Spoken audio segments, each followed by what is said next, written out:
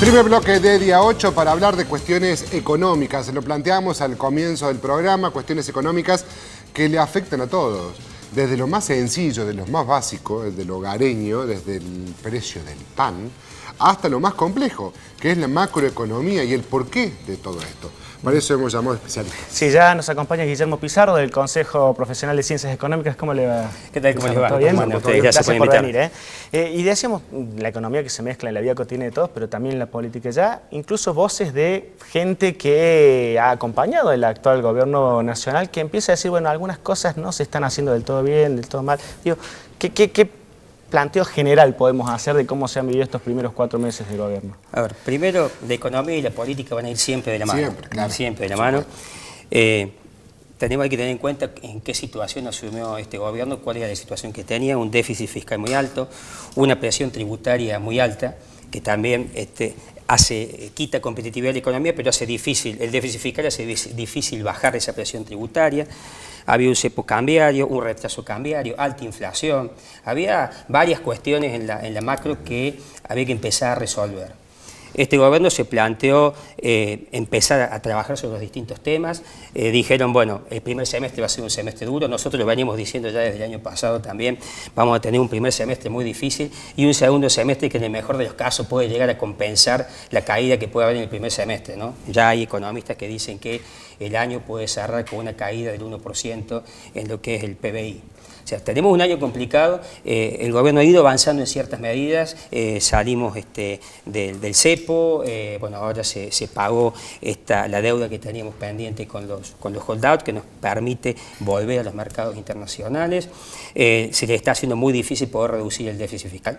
No, ellos preveían el gobierno poder ir bajando al menos 1 punto por año el déficit fiscal, es lo que habían planteado, y yo creo que este año va a ser muy difícil que puedan bajar nada el déficit fiscal, porque lo que quieren ahorrar por un lado se va por el otro, lo que ahorran en tarifa se va por otro lado, así que por ese lado la economía va a estar complicada. Mire, Guillermo, le estoy tomando datos y yo lo he escuchado varias veces. El año pasado, cuando hablábamos con especialistas, justamente criticaban al gobierno de los Kirchner por la alta inflación, que si la comparamos con la actual, actualmente también sigue siendo alta. Sí, exactamente.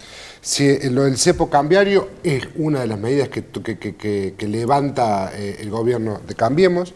El déficit fiscal, lo acaba de reconocer usted, era alto en Kirchner, sigue siendo alto acá. La presión tributaria era alto en los Kirchner y también sigue siendo alta ahora. ¿Por qué? Porque no se le suma la presión tributaria fiscal a la presión tributaria, si se quiere, en los impuestos comunes, en los servicios.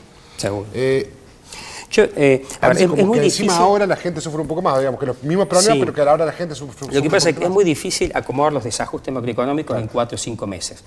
No se olviden que, como le decía, habíamos cerrado el año pasado con un déficit del 6%, veníamos con un empeoramiento en las cuentas públicas, déficit fiscal que venía aumentando, superávit externo que se venía reduciendo, y el año pasado tuvimos un primer déficit después de 14 o 15 años. Entonces esto en algún momento había que acomodarlo, Acomodarlo cuesta.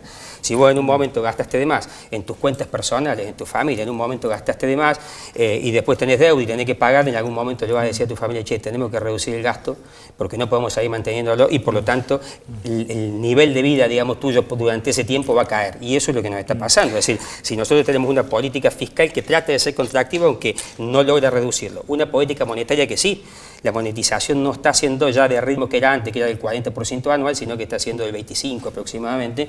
Entonces eso también le quita monetización como para tratar de frenar la inflación, que tampoco la logras de un día para el otro, porque lleva tiempo el Ahora, efecto. Pizarro, uno puede entender, coincidir o no, pero entender, porque además estaba claro cuál era el planteo de Mauricio Macri en la previa a ganar la elección. Exacto. Y uno puede entender que toma las decisiones con la legitimidad que le da haber ganado la elección.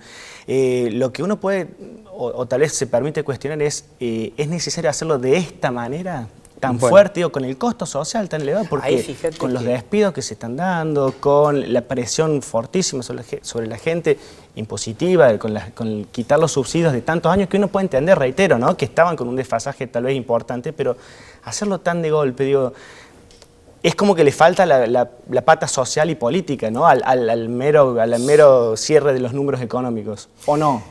Acá hay distintas escuelas, digamos. Hay quienes dicen que el cambio está siendo demasiado gradual, que tendría que haber sido más de shock, con una devaluación más fuerte, con una reducción del gasto más fuerte.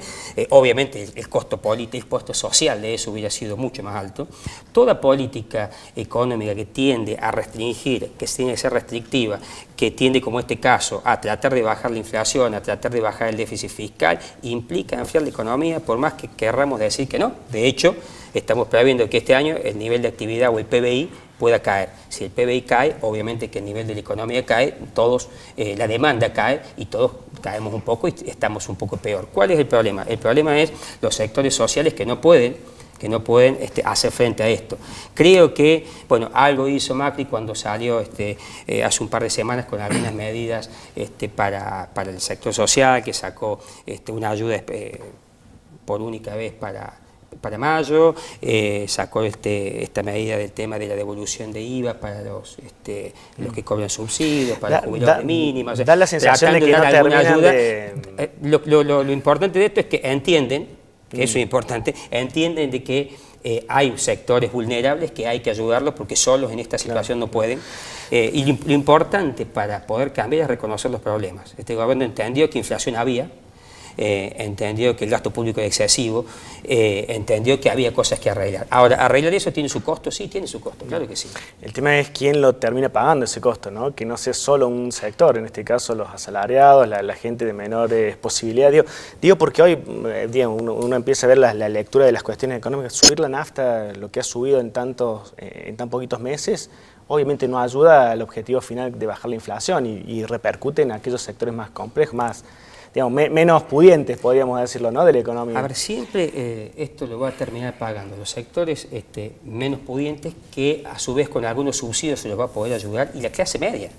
Porque obviamente que el salario real ha caído. Si vos te fijas, la inflación Congreso del año pasado, 38%, la inflación que se está previendo para este año, ya algunos consultores privados hablan de un 36 a un 38%.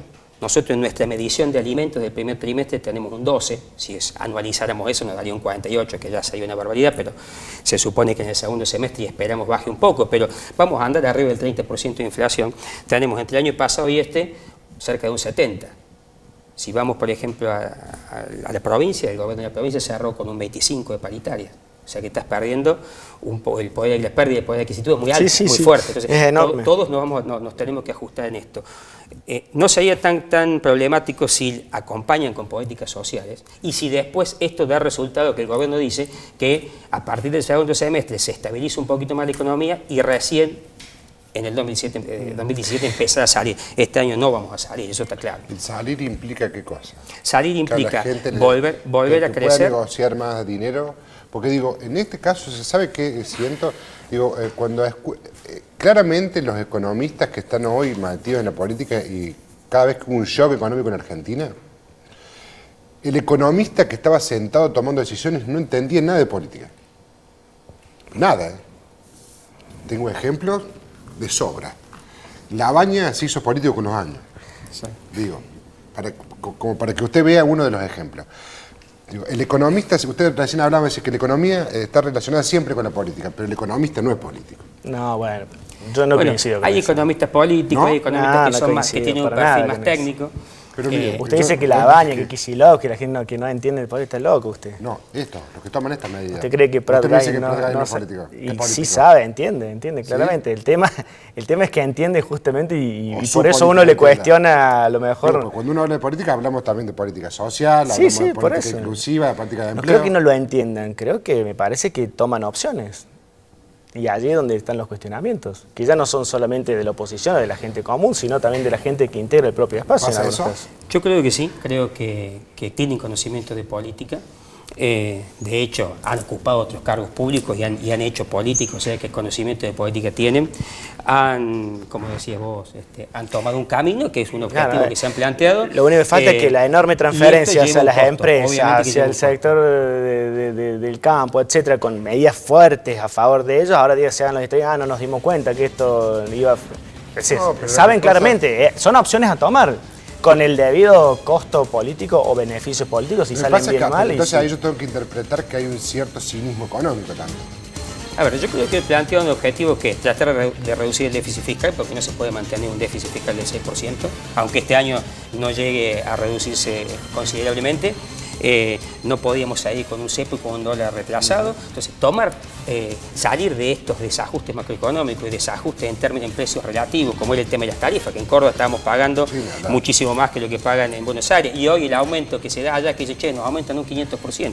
Sí, pero pasaron de 50 pesos a 250. Aquel aumento fue de 100. Pero pasamos de 600 a 1200, o sea, en términos nominales es mucho más fuerte. Claro. Entonces, acomodar todos esos desajustes lleva tiempo. Lo importante de esto es, primero, que se acompañe sí con políticas sociales para aquellos sectores más desprotegidos. Y segundo, que volvamos a crecer el año que viene. Yo creo que lo que tiene que hacer ahora el gobierno para empezar a reactivar es volver a la obra pública.